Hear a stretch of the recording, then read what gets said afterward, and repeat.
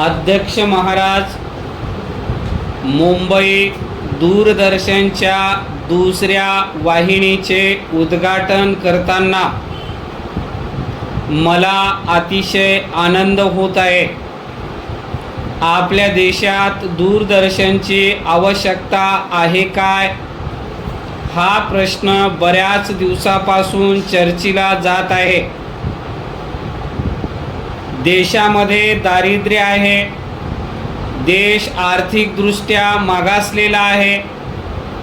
अशा परिस्थितीत दूरदर्शन सारख्या वस्तूला महत्त्व द्यावे की नाही, हा प्रश्न नवीन नाही। जेव्हा आम्ही पोलाद उद्योग सुरू केला तेव्हाही हा प्रश्न विचारण्यात आला।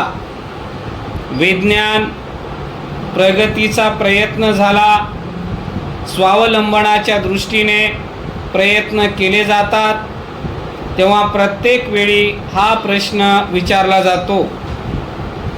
आम्ही कोणताही कार्यक्रम हाती घेतो त्यावेळी आमचा एकच दृष्टिकोन असतो की या कार्यक्रमाचा देशाला कोणता फायदा मिळेल। दूरदर्शन ही फक्त श्रीमंताची चैनीची वस्तू नव्हे।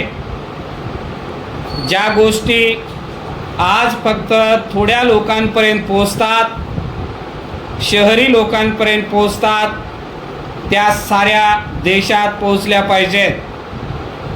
मग ते शिक्षण असो, विज्ञानाची माहिती असो, यंत्रसामग्रीचा उपयोग असो किंवा हवामानासंबंधी माहिती असो। आमच्या देशातील सामान्य जनता, गृहिणी यांना त्यांची माहिती व ज्ञान झाले पाहिजे। समाजातील विषमता घालविण्याचे दूरदर्शन हे एक माध्यम आहे।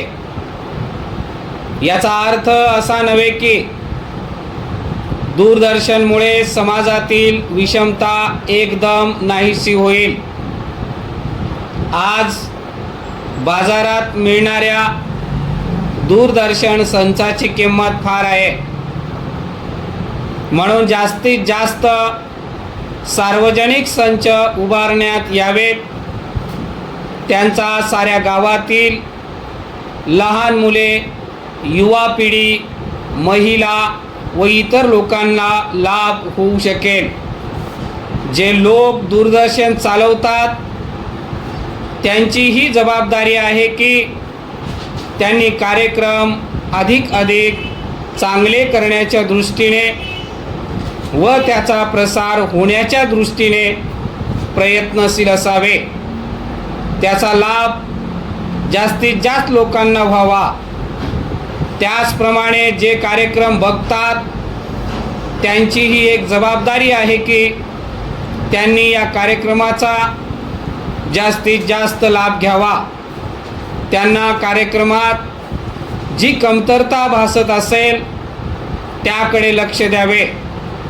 आजही लोक प्रश्न विचारतात, त्यांची उत्तरेही दिली जातात, परंतु लोकांनी यामध्ये आणखी रुची दाखवली पाहिजे।